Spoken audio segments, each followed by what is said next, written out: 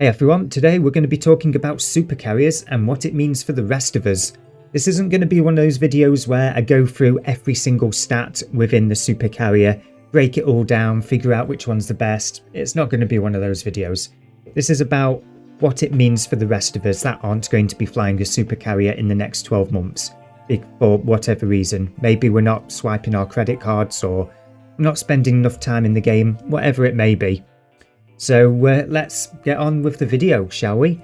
But first, if you enjoy this content, feel free to hit the subscribe button, it really does help.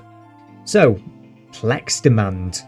As you'll have seen from a previous video of mine that was little more than a minute long, Plex has returned to the market now that the Plex demand for the Scion C has fallen off a cliff face, as it were, seeing as though the keys for the Scion C are no longer available.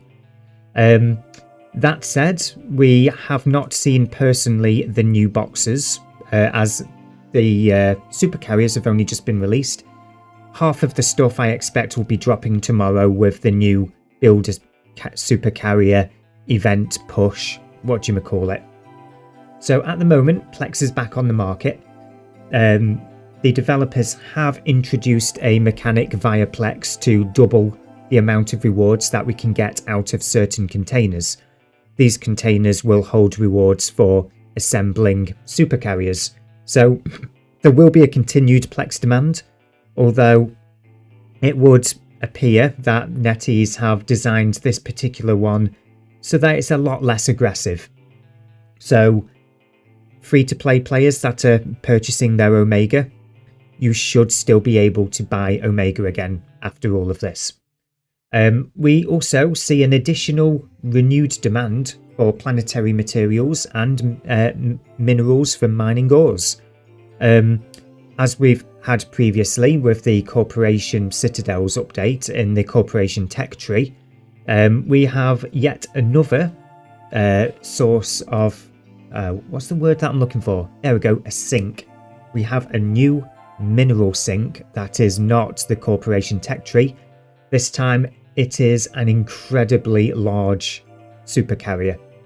I don't know the exact numbers as of this point in time because nobody's updated their builder bots yet, have they? Where you just type in Discord, I want to build this, tell me the costs.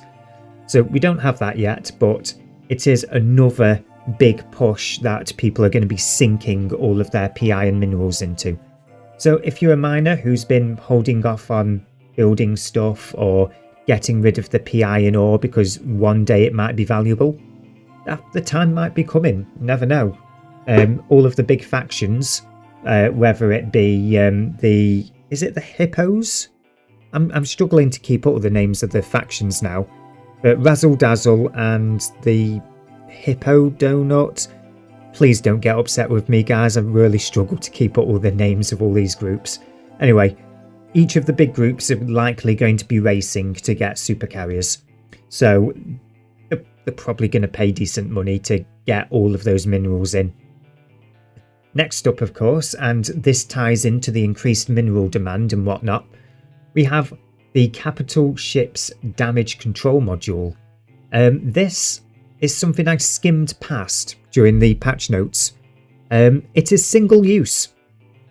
After a single use, of course, it can be used passively, and if you never press the button, it's fine.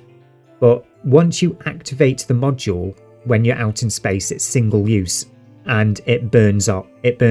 You can't use it ever again. All you can do afterwards is reprocess it. That means it's a consumable.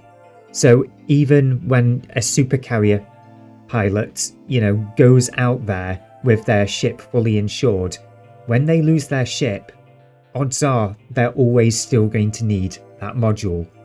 Now, of course, we're probably not going to see a great many of those modules get burnt up, but it's another form of consumption. That's always a bonus point. Now, next up, and this might not be relevant to everybody, but of course, those of you that are capital ship pilots, and let's be honest, probably 50% of nullsec players are at this point, and a good portion of high-sec players, come to think of it, given the Scion C event that we've just had. But Anyway, let's not go too far off topic. Supercarriers cannot dock in all of the same locations that our regular capital ships can.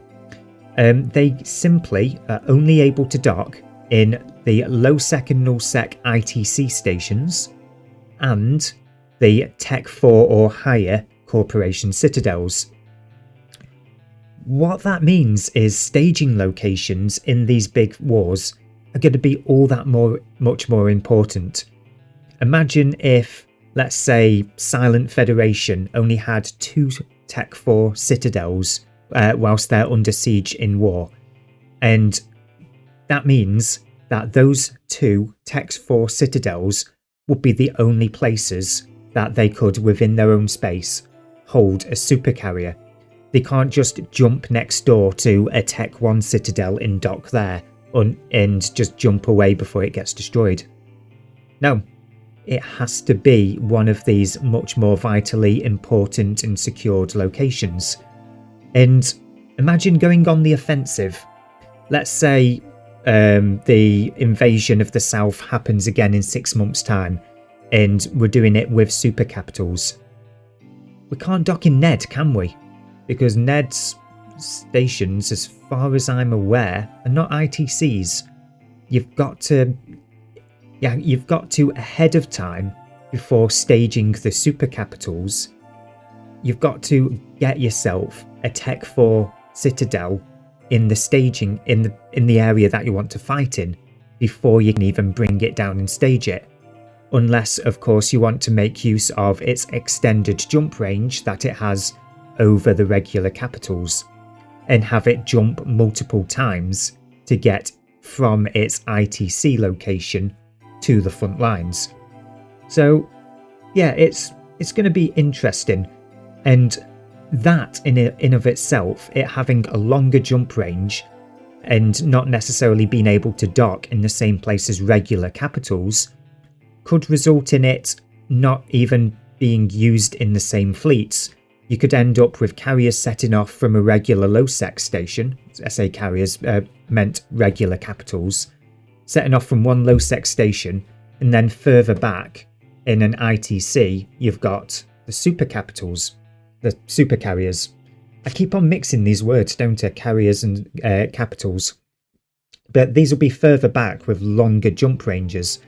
And what we'll likely see is, because these two are automatically divided, we're only, more often than not, the super carriers are not going to be moving with the regular capital fleet.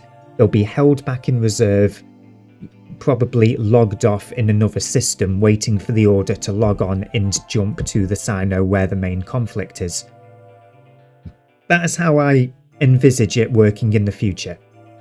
Of course, I'm no FC, I never plan on being an FC, so if you are an FC and you think I'm talking bull, please let me know.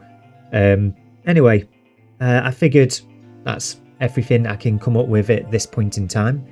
I'm sure when the official event goes live and we've had a chance to settle down and figure things out, I might provide a more detailed video about super carriers.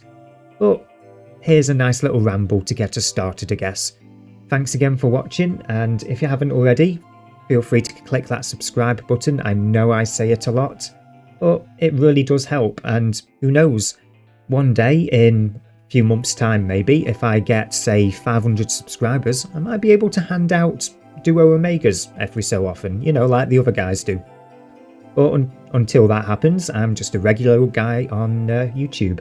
Anyway, let's stop rambling. I'll see you guys in the next video. Thanks again.